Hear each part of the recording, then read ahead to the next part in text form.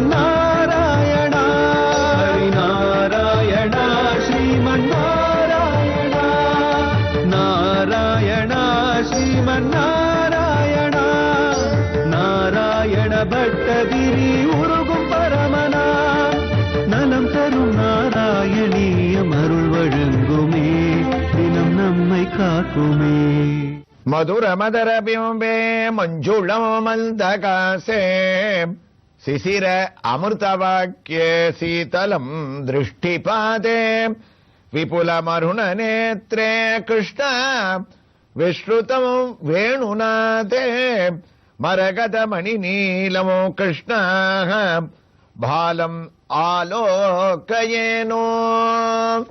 நம்முடைய நலம் தரும் நாராயணியத்திலே உத்தமமான 8வது தசகத்தினுடைய 7வது ஸ்லோகத்தை நாராயண பட்டத்திரி அழகா அனுபவிச்சிருக்கார்.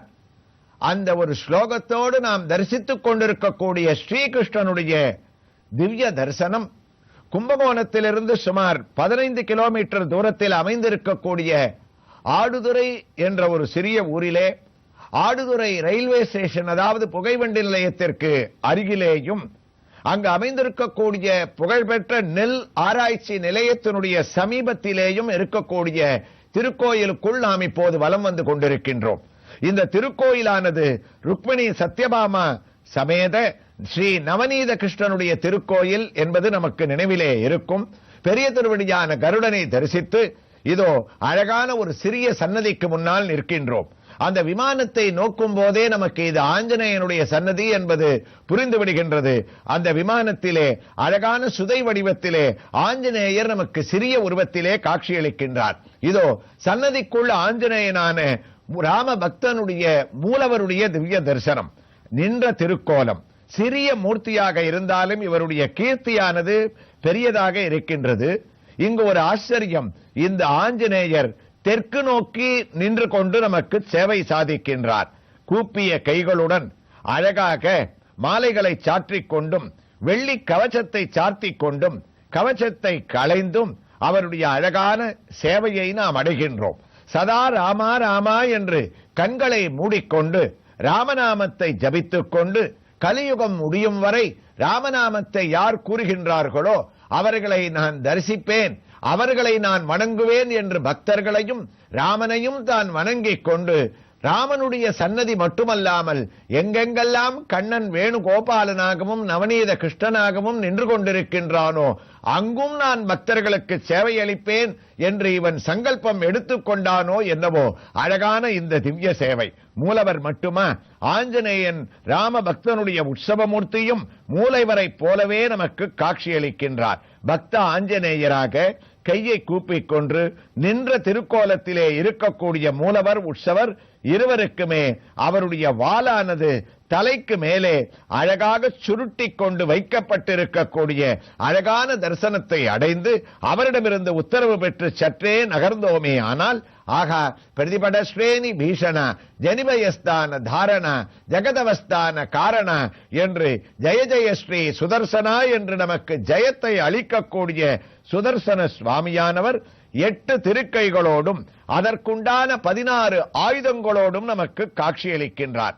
உயர்ந்த ஜுவாலையோடு அவருடைய 2 திருவடிகளும் இதோ ஆகா என்ன அழகான தரிசனம். ஒரு திருவடியை முன்னே வைத்து ஒரு திருவடி பின்னே வைத்துக் கொண்டிருக்கின்றார். சற்று உற்றே நோக்கினோமே ஆனால் அந்த சுதர்சன சக்கரத்திலே கீழே 2 சிங்கங்கள் தாங்கிக் கொண்டிருக்கக்கூடிய அழகான ஒரு காட்சி.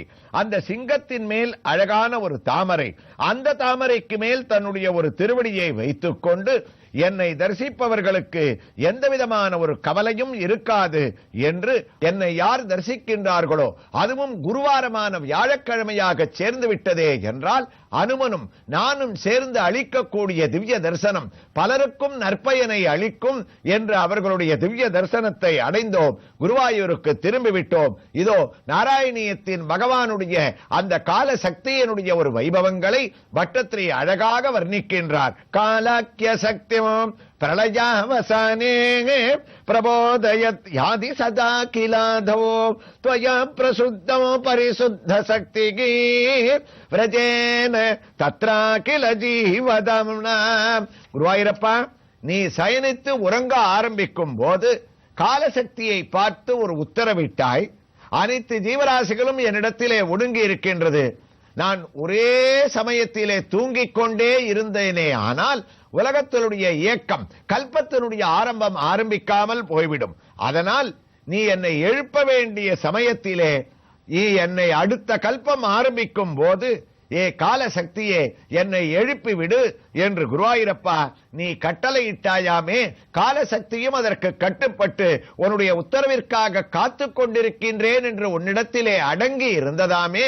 இந்த ஒரு சரித்திரம் சத்தியமா என்று கேட்க குருவாயூரப்பன் தலையசைத்தார். அதனுடைய தமிழ் பாட்டு, ஊழியில் முடிவிலே உன்னை எழுப்பிட, ஊழியில் முடிவிலே உன் தன்னை எழுப்பிட, ஆழமாம் காலமாம் சக்தி தன்னையே கேட்கிலர் அண்ணலே கண்ணாயே வினாய் பின்னரே, ஆழமாய் உறங்கிட அணுகி நீர் நீரோ கண்ணாக. அந்த காலசக்தியை எழுப்ப சொல்லி தாங்கள் தூங்கினாராமே என்று கேட்க குருவாயூரப்பன் தலையசைத்தார். உயர்ந்த 8வது தசகத்தினுடைய 8வது ஸ்லோகத்தை அஷ்டமியிலே 8வது குழந்தையாக அவதரித்த குருவாயூர் கண்ணனிடத்திலே கம்பீரமாக பட்டத்திரி ஆரம்பிக்கக்கூடிய வைபவத்தை, கிருஷ்ணா சதுர்யுகானம் சசகஸ்ரமேவம் त्वयि प्रसुद्धे पुनरत्वधीये कालाख्य शक्ति प्रथम प्रबुद्धाः प्रबोधयत्वम् किल विश्वनाथ, कालाख्य शक्ति प्रथम प्रबुद्धा प्रबोधयत्वम् अखिल विश्वनाथ. குருவாயூரப்பா, நீ காலசக்தியை பார்த்து உத்தரவு போட்டுட்டு தூங்கிட்ட. அவ்வாறு நீ தூங்க ஆரம்பித்த நீ எத்தனை நாள் தூங்கின?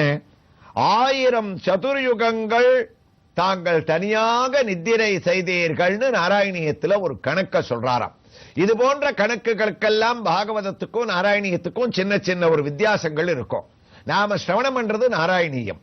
இதுல 8வது ஸ்லோகத்துல இவர் ஆரம்பிக்கும் போதே பகவான் எத்தனை காலசக்தியை பார்த்து சொன்னார், 2வது அவர் எத்தனை கால அளவு தூங்கினார் அப்படின்றது அழகான ஒரு கணக்கு கொடுக்கிறார். சதுர்யுகானம் சசகஸ்ரமேவம் त्वयि प्रसुद्धे पुनरत्वदीके.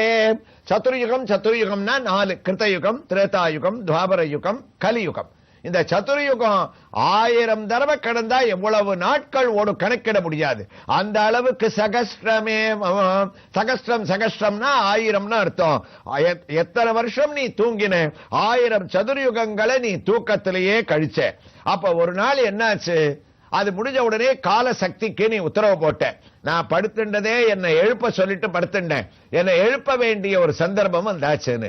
அதாவது என்ன அழகுன்னா, நமக்கும் பகவானுக்கும் சில ஒத்துமைகள் அவருடைய சிருஷ்டியில அவர் பண்ற காரியங்கள்லாம் நமக்கும் அவர் கொடுத்திருக்கார். நாம தூங்கும் போது என்ன பண்ணுவோம்? குறிப்பிட்ட ஒரு அலுவல் இருந்ததுன்னா காலையில நம்ம எழுந்துக்கணும்னு சொன்னா ஒரு கடிகாரத்துல ஒரு அலாரத்தை நியமிச்சுட்டு நம்ம தூங்குவோம். கடிகாரத்துல அந்த அலாரத்தை பிக்ஸ் பண்ணிட்டு இந்த டயத்துக்கு 4 மணிக்கு எழுந்துக்கணும், 5 மணிக்கு எழுந்துக்கணும் அப்படின்னு எழுந்துருவையான்னு கேட்டா கவலையே இல்ல, அலாரம் வச்சிருக்கேன் அது என்ன எழுப்பிடும்னு சொல்லுவோம். அப்படி நமக்கு அலாரம், பகவானுக்கு அது கால சக்தின்ற ஒரு பேரோட இருக்கான். அது அந்த சமயத்துல எழுப்பணும். ஆனா நம்ம சில சந்தர்ப்பங்கள்ல என்ன பண்ணுவோம்? அலாரத்தை வச்சுடுவோமே தவிர அதை அடிச்சா நம்முடைய கையால ஞாபகமா அதை தூக்கத்துல கூட தட்டிட்டு மறுபடியும் தூங்க ஆரம்பிச்சுடுவோம். எழுந்துக்கிறதுக்கு நம்ம கோட்டை விட்டுடுவோம். ஆனா பகவான் அப்படி இல்லைன்னு குருவாயூரப்பன் நாராயண பட்டத்திரி, குருவாயூரப்பா நீ எழுப்ப சொன்ன அந்த சக்தி ஞாபகப்படுத்தின உடனே காலாக்கிய சக்தி பிரதம பிரபுத்தா பிரபோதயத்வம் கில விஸ்வநாத. நீங்க தூங்கிட்டு இருக்கும் போது குருவாயூரப்பா ஒருத்தர் கூட விழிச்சுட்டு இருக்க முடியாது. எங்களுக்கும் உங்களுக்கும் காலசக்தி அடையாளமா சொன்னோம். நாங்க கடிகாரத்தை வச்சுட்டு எங்களை எழுப்ப சொல்றோம், நீ காலசக்தியை வச்சுட்டு உன்னை எழுப்ப சொல்ற. ஆனா நம்ம 2 பேருக்கும் ஒரு ஒத்துமை இல்லாத விஷயம் என்ன தெரியுமா? நீ யோக நித்திரையை பண்ணிட்டு இருக்கும் போது அகில விஸ்வநாத, விஸ்வநாதான்னு கூப்பிட்டாராம். உலகத்துக்கெல்லாம் தூங்கிட்டு இருக்க கூடியவன் அந்த சந்தர்ப்பத்துல நீ ஒத்தனாத்தான் இருப்ப. நாங்க தூங்கிட்டு இருக்கச்சே உலகத்துல மற்றொரு பாகத்துல சில பேர் விழிச்சுட்டு இருப்பா. எங்க ஊர்லயே பாதராத்திரியில நாங்க தூங்கிட்டு இருக்கும் போது அதே ஊர்லயே பக்கத்து வீட்டுல கூட ஒருத்தன் விழிச்சுட்டு இருப்பான். இதெல்லாம் எங்க கால நிர்ணயம், கால சக்தி. ஆனா நீ யோக நித்திரை கொள்ளும் போது ஒருவனும் உன்னை தவிர தூங்கவும் முடியாது, உன்னை தவிர விழிச்சுட்டு இருக்கவும் முடியாது. அது உன்னுடைய பெருமை. ஏன்னா நீ ஒத்தந்தான் ஆதி மூலமா இருக்கேன்னு நான் திருப்பி திருப்பி குருவாயூரப்பா எல்லாரும் புரிஞ்சுக்கணும்ன்றதுக்காக சொல்லிட்டு இருக்கேன். காலாக்கிய சக்தி பிரதம பிரபுத்த பிரபோதயத்வம் அகில விஸ்வநாத. அப்படிப்பட்ட உன்னை கால சக்தியானது தகுந்த காலத்துல உலகத்தை படைப்பதற்காக எழுப்பியதாமே. இந்த சரித்திரம் சத்தியமானு கேட்க குருவாயூரப்பன் தலையசைக்கிறார். அதனுடைய தமிழ் பாட்டு ஆயிரம் சதுர்யுகம், ஆயிரம் சதுர்யுகம் உறக்கம் தீர்ந்த பின் பயிரமாகிய கால சக்திதான் மேயதோர் விழுப்பொடு கண்ணா உம்மை எழுப்பியே தூயதோர் வழிதனை துணியலாயதே. அந்த காலசக்தி எழுப்பித்துன்னு சொன்ன பரிணாமத்தோடு 8வது தசகத்தினுடைய 9வது ஸ்லோகத்தை நாராயண பட்டத்திரி குருவாயூரப்பனிடத்தில் ஆரம்பிக்கிறார். கண்ணா விபுத்திய சத்வம் ஜல கர்ப்பசாய விலோக்கிய லோக அகில பிரலீலான் தேஷ்வேவ சூக்ஷ்மா சதயானி ஜல்தகா ஸ்திதேஷு விஸ்வேஷு ததா தத்ருஷ்டியோ. குருவாயூரப்பா, முதலாக தாங்கள் அப்படி கண்ணை திறந்து பல வருஷங்களுக்கு அப்புறம் விழிக்க ஆரம்பித்தீர்கள். அப்போ விழிச்ச உடனே உங்களுக்கு என்ன ஆச்சரியம்? ஒண்ணுமே தெரியாதது போல உங்க உடம்புக்குள்ள அடங்கி இருக்கக்கூடிய சூக்ஷ்மமான அத்தனை பிரபஞ்சத்தையும் விலோக்கியலோகனே அகில பிரலீலானே, அதாவது பிரம்மா உள்பட இவரிடத்துல அடங்கி தூங்கினார். யோக நித்திரை பல வருஷம் இருந்தது. காலசக்தியை கூட்டு கட்டளை போட்டார். நீ என்னை எழுப்பினா எழுந்து உலகத்தை படைக்கணும்னு. காலசக்தியை இவரை தட்டி எழுப்பிடுத்து இவர் கண்ணை திறந்தார். கண்ணை திறந்த உடனே என்ன பண்ணார்? தன்னிடத்துல அடங்கி இருக்கக்கூடிய பிரம்மா உள்பட அனைத்து ஜீவராசிகளையும் அந்த பிரபஞ்சங்களை ஆச்சரியத்தோட சேர்த்தேஷ்வேவ சூக்ஷ்மாக்ஷ்மதயா நிஜல்தகா. நிஜல்தகா சூக்ஷ்மான உள்ளுக்குள்ள சூக்ஷ்மமாக அடங்கி இருக்கக்கூடிய தேஷ்வேசு உன்னிடத்துல இருக்கக்கூடிய அந்த பிரபஞ்சத்தை ஸ்திதேஷு விஸ்வேஷு ததா தத்ருஷ்டியம். ஒண்ணுமே தெரியாதது போல ஆகா இவ்வளவு உலகமா, இவ்வளவுமா நம்ம கிட்டக்க லயமாயிடுத்து, நம்ம எப்படி தாங்கினோம், இவ்வளவுத்தையும் எப்படி வெளியில கொண்டு வர போறோம், ஆச்சரியமா இருக்க அப்படின்னு முழிச்ச உடனே ஒரு மனிதன் தான் தூங்கி விழிக்கும் போது பல அதிசயமான விஷயங்கள் தன் கண்ணெதிர தென்பட்டாலோ தனக்கு தோன்றினாலோ எவ்வளவு பிரமிப்போட பாப்பானோ அதே பிரமிப்போட தாங்களும் ஸ்திதேஷு விஸ்வேஷு ததா தத்ருஷ்டியம் ஆச்சரியத்தோடு பார்த்தேலாமே. குருவாயூரப்பா, இந்த ஒரு சரித்திரம் சத்தியமா? உங்களுக்கு அப்படி ஒரு பிரமிப்பு தோன்றலாமா? இப்படி தோன்றியது உண்மைதானான்னு கேட்க குருவாயூரப்பன் சிரிச்சுண்டே தலையசைத்தார். அதோட தமிழ் பாட்டு துயில் எழுந்து உலகலாம் நீரில் முழுகியே துயருரு நிலைமையை துணிந்து நோக்கினாய் மயர்வரு மனமுடல் மற்றும் வையகம் துயரற உன்னுடை துணையை நல்கினை. இந்த ஸ்லோகம் காதுல விழுந்தாலே எல்லாருக்கும் இருக்கக்கூடிய கஷ்டங்களை குருவாயூரப்பன் நீப்பான்றது ஒரு பலஸ்ருதியாக அமையிறது. அடுத்த ஸ்லோகத்துல பகவான் என்ன செய்தார் என்பதை இவர் தொடரக்கூடிய வைபவங்கள்ல இங்கு எழுந்தருளி இருக்கக்கூடிய ஆடுதுறையில் அமைந்திருக்கக்கூடிய இந்த கண்ணனுடைய திவ்ய தரிசனத்தோடு நாம் அடுத்த பகுதியிலே தொடர்ந்து கேட்கலாம்.